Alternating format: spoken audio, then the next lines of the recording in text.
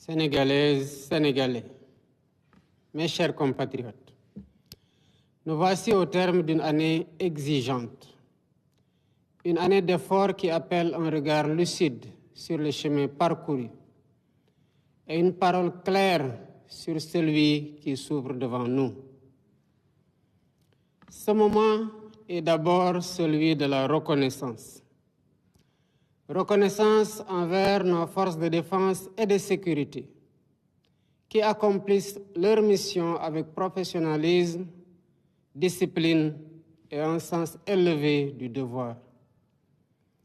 Reconnaissance envers nos autorités religieuses et coutumières, gardiennes de l'équilibre social, de l'apaisement des consciences et des valeurs qui fondent notre vivre ensemble. Reconnaissance aussi envers les Sénégalaises et les Sénégalais d'ici comme de la diaspora. De votre bravoure, de vos mains, de votre intelligence et de votre patience, naît chaque jour cette force tranquille qui fait tenir la nation et éclaire son avenir. Mes chers compatriotes, le serment que j'ai prêté devant la nation et devant Dieu engage ma conscience et ma responsabilité au plus haut niveau. Il exprime mon devoir de respecter la Constitution, de protéger la République et de servir avec la même exigence chaque Sénégalaise et chaque Sénégalais. Cette fidélité au serment s'accorde avec une fidélité tout aussi essentielle, celle qui lie notre action au projet de transformation que nous avons porté devant le peuple. Ce projet fondé sur la justice, la souveraineté, la transparence, l'équité et la dignité humaine reste la boussole de nos choix. J'y demeure attaché avec la même constance dans l'esprit du Djoub, Djoubal, Djoubanti. L'année qui s'achève aura été pour notre pays un moment de vérité. Elle a mis au jour des déséquilibres profonds, révélé l'ampleur des défis accumulés et rappelé l'exigence de redresser l'État avec sérieux, méthode et transparence. Un travail approfondi a été mené à l'interne et avec nos partenaires afin d'établir un diagnostic partagé et de dessiner des solutions durables. Dans le même mouvement, des avancées concrètes ont été réalisées. La continuité de l'État a été assurée, les services publics renforcés et les secteurs les plus vulnérables accompagnés. La baisse progressive des prix des produits essentiels s'est traduite par un allègement réel du coût de la vie. Les mesures de réduction des prix de plusieurs produits essentiels ont représenté 342,5 milliards de francs CFA d'économies pour les ménages en 2025. Cet effort se poursuivra en 2026. Je tiens à cet égard à saluer l'engagement du Premier ministre Ousmane Sonko et de l'ensemble du gouvernement. L'amélioration progressive de l'environnement des affaires, l'intensification de notre diplomatie économique et la tenue du Forum Invest in Sénégal ont renforcé la crédibilité du pays et consolidé son positionnement comme une destination d'investissement fiable et attractive. Mes chers compatriotes, la décision politique de porter le registre national unique à 1 million de ménages a rendu l'action sociale plus juste et plus efficace en orientant les appuis vers celles et ceux qui en ont réellement besoin. Cette exigence d'équité s'est prolongée par un soutien accru à l'autonomisation économique des femmes et des jeunes, avec l'émergence de 1060 coopératives productives solidaires. Dans le domaine de la santé, le gouvernement a constamment cherché à améliorer le quotidien des familles.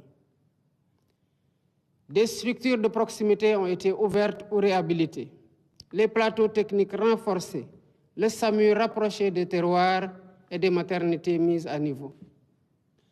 Cet effort s'est traduit en 2025 par l'ouverture de 34 postes de santé et le déploiement de 76 ambulances médicalisées. Ce nombre sera porté à 112 ambulances médicalisées en 2026. L'année 2025 a également marqué des progrès décisifs dans le champ productif, notamment grâce à la mise à disposition d'équipements appropriés et d'intrants suffisants aux acteurs agricoles. Dans les campagnes, la production céréalière a dépassé 2 500 000 tonnes, tandis que la filière arachidière a retrouvé une dynamique porteuse. L'industrie a connu un tournant avec la relance de la Sonacos, après 2 années d'arrêt, recréant plus de 2300 emplois directs. Cet effort se poursuivra en 2026 grâce à une dotation de 25 milliards destinée au renouvellement de l'outil de production. À l'échelle nationale, plus de 8 000 petites et moyennes entreprises ont été accompagnées, permettant de consolider ou de créer près de 130 000 emplois directs et indirects. Mes chers compatriotes, préparer l'avenir signifie aussi investir dans la jeunesse et dans le savoir.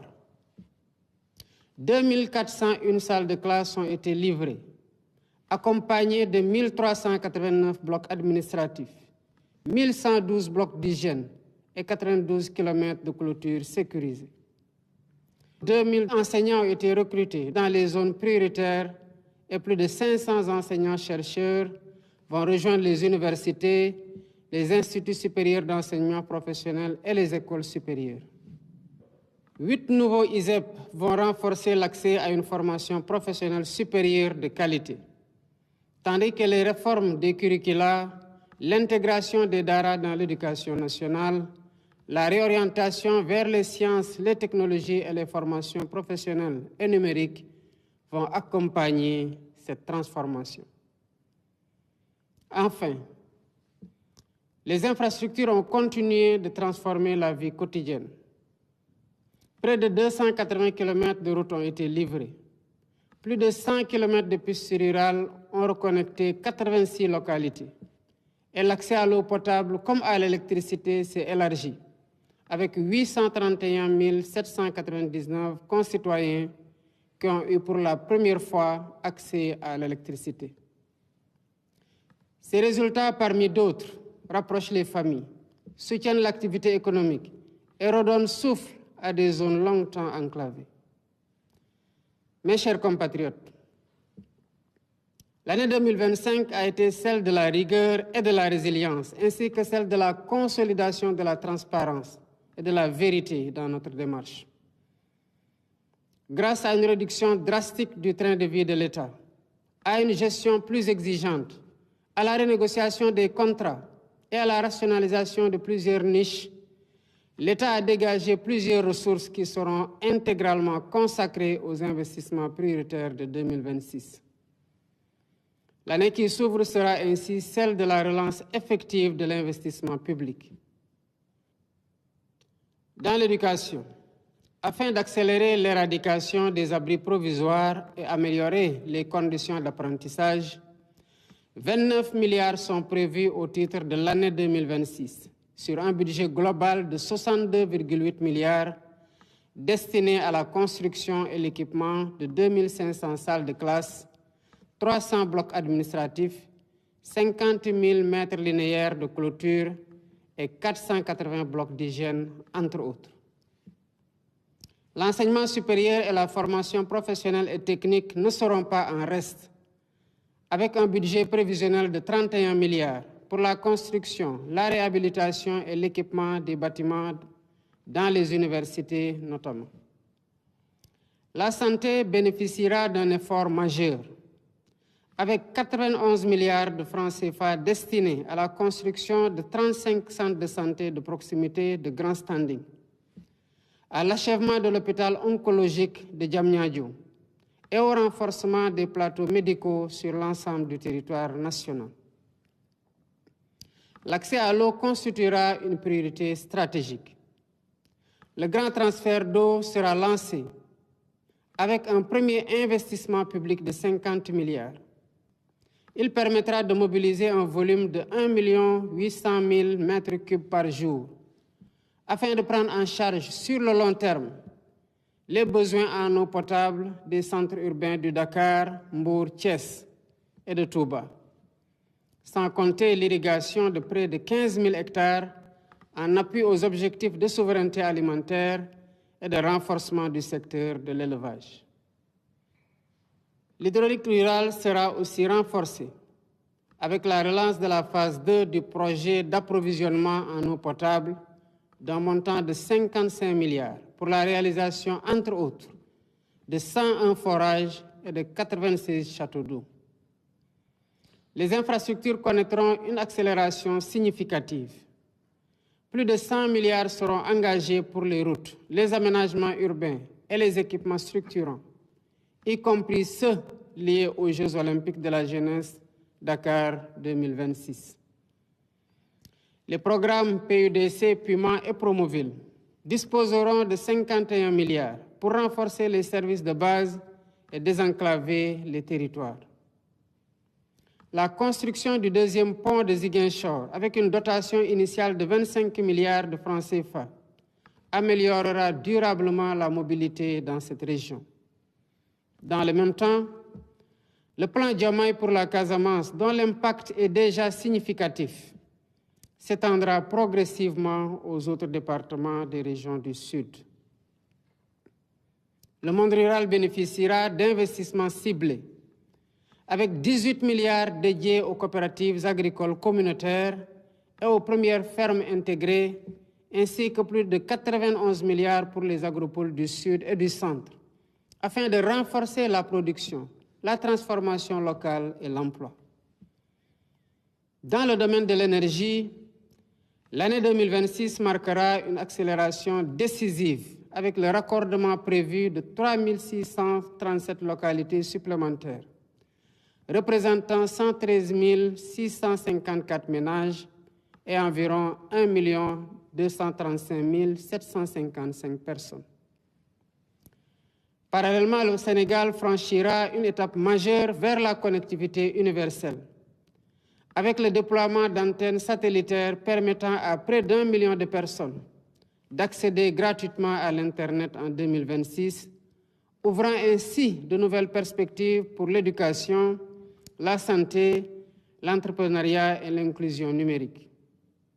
Enfin, l'accès au logement sera soutenu par 20 milliards de francs CFA destinés à impulser le programme des 30 000 logements et le programme de rénovation urbaine.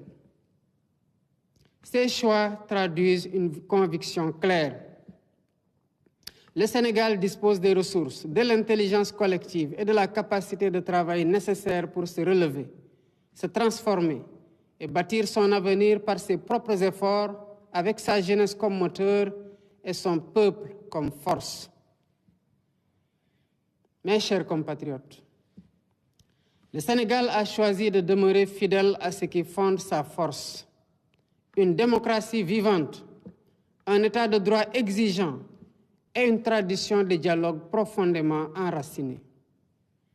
C'est dans cet esprit de continuité et de responsabilité que les réformes engagées ont été poursuivies afin de renforcer la solidité et la crédibilité de nos institutions.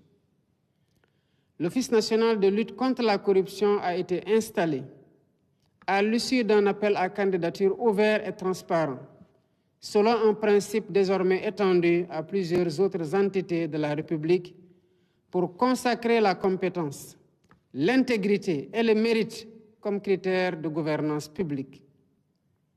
Dans la même dynamique de réforme, les comités ad hoc issus des assises de la justice et du système politique ont achevé leurs travaux. Ils ont permis de poser les bases d'une traduction juridique des recommandations consensuelles formulées dans un esprit de refondation.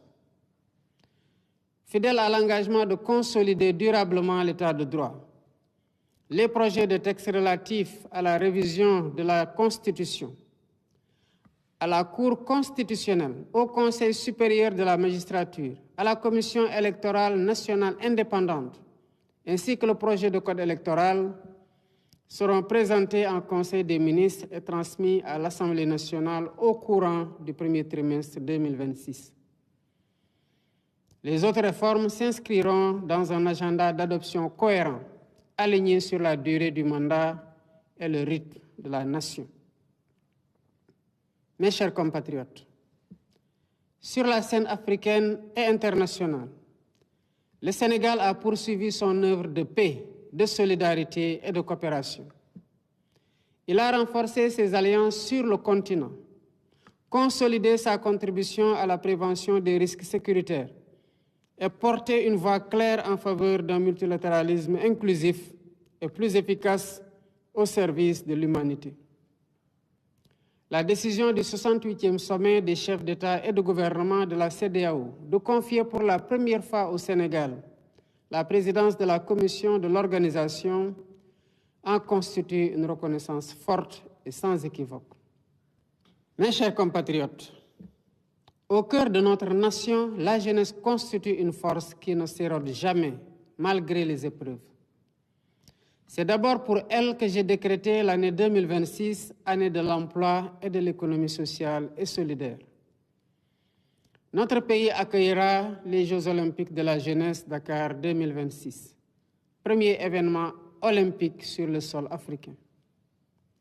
Ce rendez-vous dépasse le cadre du sport.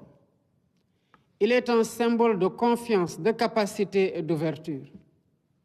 Il nous appartient d'y montrer avec exigence ce que le Sénégal sait offrir au monde, à savoir une jeunesse disciplinée, un peuple hospitalier et une nation capable de tenir ses engagements. Mes chers compatriotes, la haute charge que vous m'avez confiée me prescrit une hauteur d'esprit que j'entends garder en toutes circonstances. Je continuerai donc à remplir cette mission avec humilité, écoute et lucidité. Rien ne m'en détournera. Rien ne primera sur l'intérêt général. Rien ne sera jamais placé au-dessus de la paix, de l'unité et de l'intégrité du Sénégal. La République ne nous demande pas d'être parfaits. Elle exige de nous la sincérité des intentions, la loyauté des engagements et la constance dans l'effort commun. Je sais combien les attentes sont fortes, mais vous avez refusé la résignation et choisi l'espérance et l'action pour la transformation de notre Sénégal. Mais avant de conclure, mes chers compatriotes, je veux dire avec force qu'aucune violence n'est tolérable dans la République, en particulier celle faite aux femmes. Les féminicides et toutes les atteintes commises contre les plus vulnérables. L'État poursuivra sans relâche la prévention, la protection des victimes et la sanction implacable des auteurs, afin que la dignité, la sécurité et la vie soient garanties à toutes et à tous. Que l'année 2026 apporte la santé, la paix des esprits et l'harmonie dans tous les foyers. Je vous souhaite à toutes et à tous une bonne et heureuse année 2026. Que Dieu bénisse le Sénégal et l'Afrique. Vive la République.